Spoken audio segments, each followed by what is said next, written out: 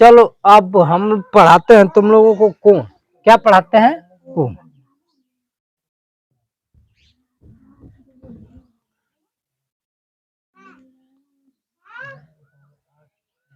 जब दो रेखाएं एक दूसरे को काटती हैं तो वो कोई ना कोई कोण बनाती है। क्या बनाती हैं?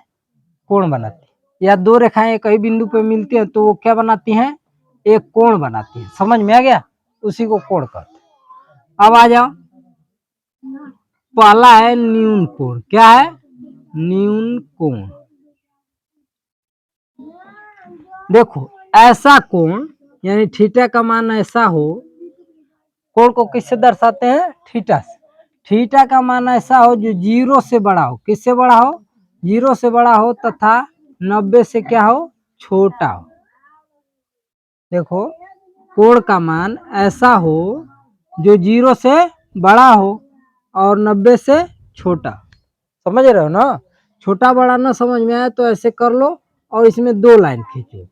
ठीक, जिधर लाइन छोटी होती है उधर छोटा होता है, जिधर बड़ी होती है उधर बड़ा होता है। तो इसमें लाइन खींचोगे तो इधर बड़ा लाइन होगा, तो ये बड़ा हो गया 0 से ना, और यहाँ खींच दोगे तो क्या होगा? इधर छोटा हो जाए, तो ये 90 से छोटा हो गया। समझ में आया? कोई दिक्कत? अब आ जाओ, न्यून कोण के बाद आता है समकोण। क्या आता है? समकोण। समकोण। तो अगर समकोण की बात करें तो देखो, ये जानते ही हो कि पहले समकोण बता लेते हैं। ये देखो, ये समकोण है ना, तो समकोण का मतलब होता है ये ऐसा कोण जो 90 डिग्री का हो। कितने डिग्री का हो? 90 डिग्री का हो, वो क्या कहलाता है? समकोण कहलाता है।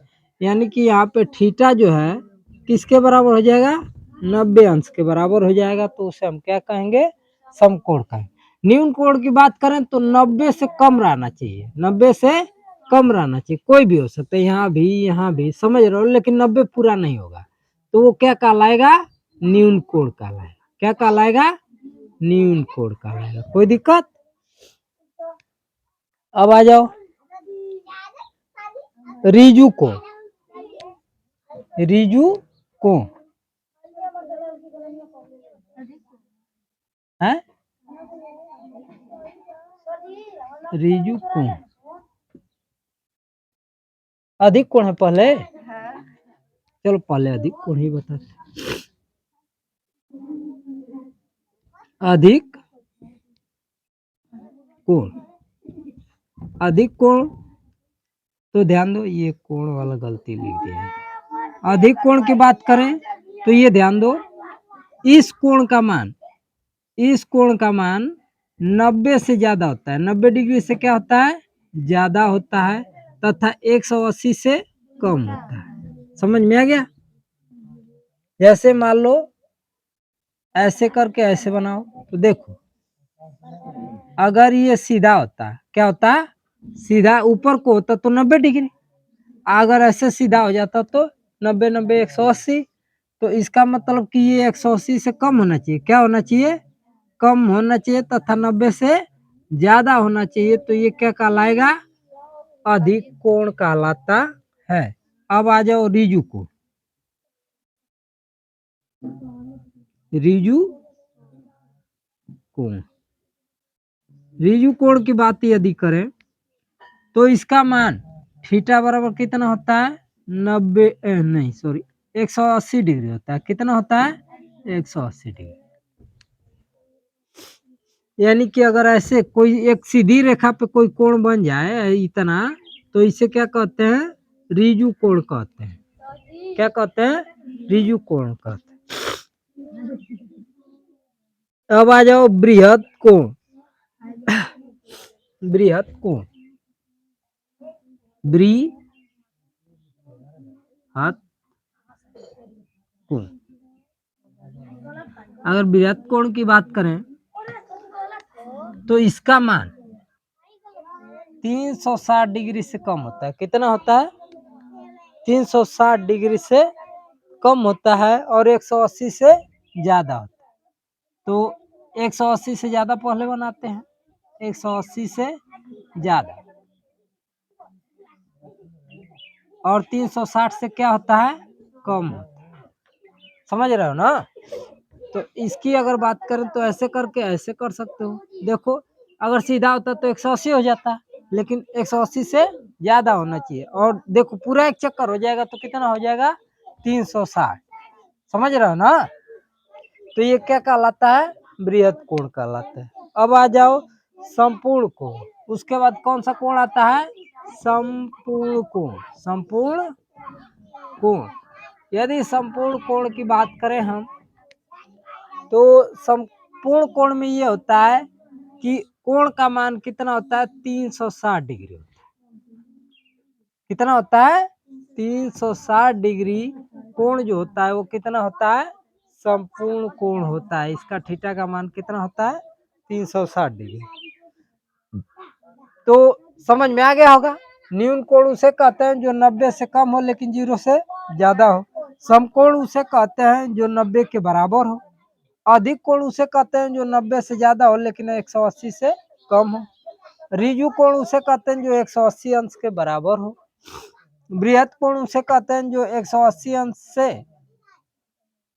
ज्यादा हो लेकिन 360 से कम हो। संपूर्ण कोण उसे कहते हैं जो 360 डिग्री के बराबर हो, संपूर्ण कोण कहलाता है। चलो अब हम लोग आगे बढ़ते हैं।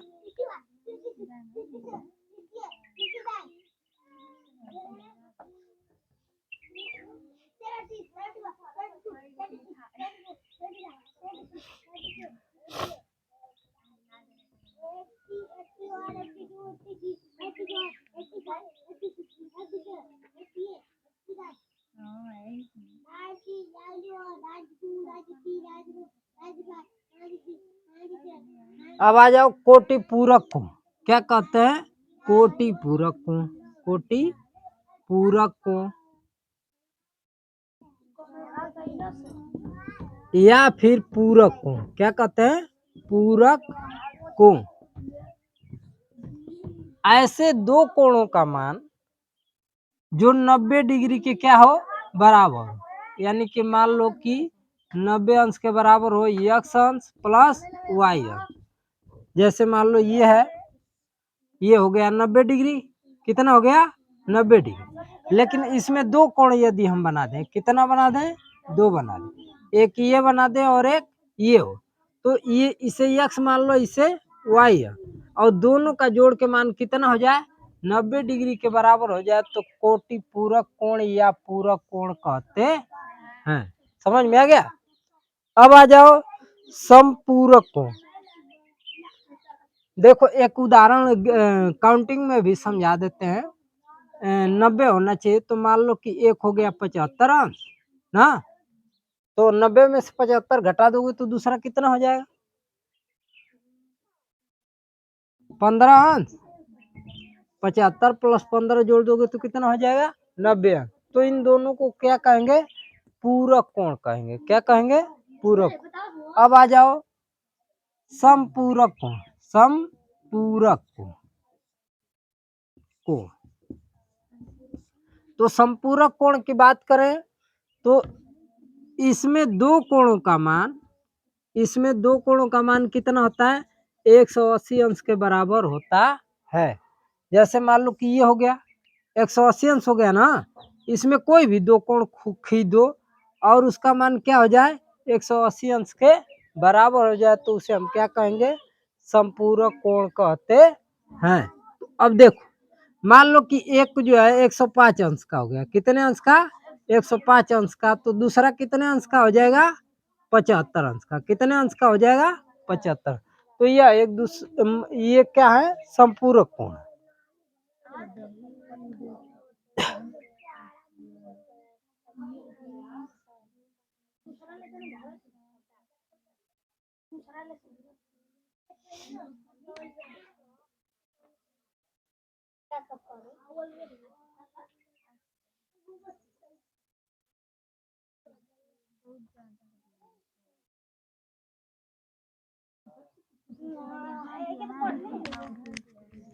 अभी 2 मिनट में आ रहे हैं, ठीक।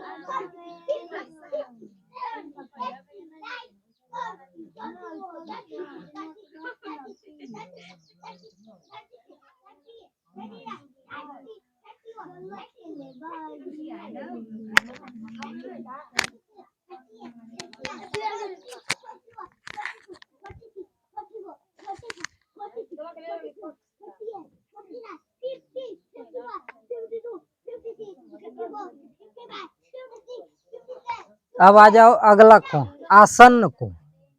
आसन्न कोण, आसन्न कोण की बात करें तो ऐसा कोण जो दो कोणों, जिसमें दो कोण बने और एक भुजा क्या हो, उभयनिष्ठ हो। मान लो ये है और इसमें जो है एक ये कोण बन गया और एक ये कोण, तो यह भुजा जो देख रहे हो, ये भुजा जो बनी है ना, ये दोनों कोण में सम्मिलित हो रही है, इसमें भी और इसमें भी। तो इसको क्या बोलेंगे, आसन्न कोण बोलते हैं। यानी इसमें जो है एक भुजा क्या होती है, दो कोण में उभयनिष्ठ होती है, यानी कॉमन होती है। इसको जैसे मान लो ए बी सी मान लो, तो देखो कैसे लिखोगे, कोण ए बी क्या लिखोगे, को रुको ये बीच में गड़बड़, इसको ओ मानना पड़ता है, कोण ए ओ बी, समझ रहे हो ना। तो जब दूसरे को लिखोगे तो सी ओ बी लिखोगे कि नहीं लिखोगे, कोण सी ओ बी। तो देखो ये बी वाला जो भुजा है ये दोनों में आ रहा है, तो इसको हम क्या बोलेंगे, आसन्न कोण बोलते हैं।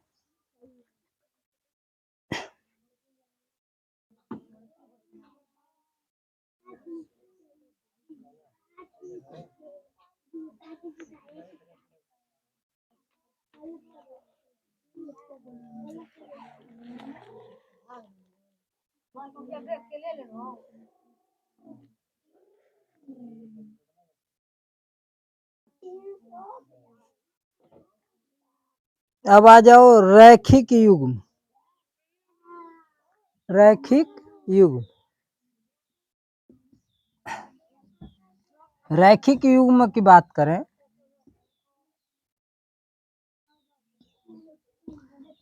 तो दो विपरीत किरणें होती हैं, क्या होती हैं, दो विपरीत किरणें होती हैं और उसमें एक उभयनिष्ठ भुजा होती है, जैसे एक्स और वाई। तो अगर ए ओ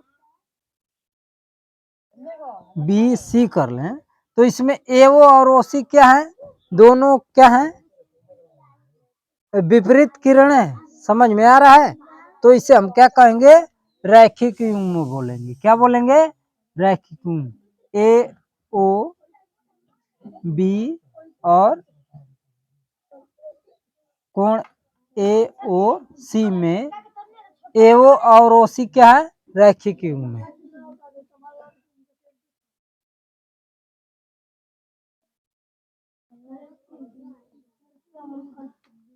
अब आ जाओ चलो इसको यहीं से स्टॉप करते हैं, फिर अगला वीडियो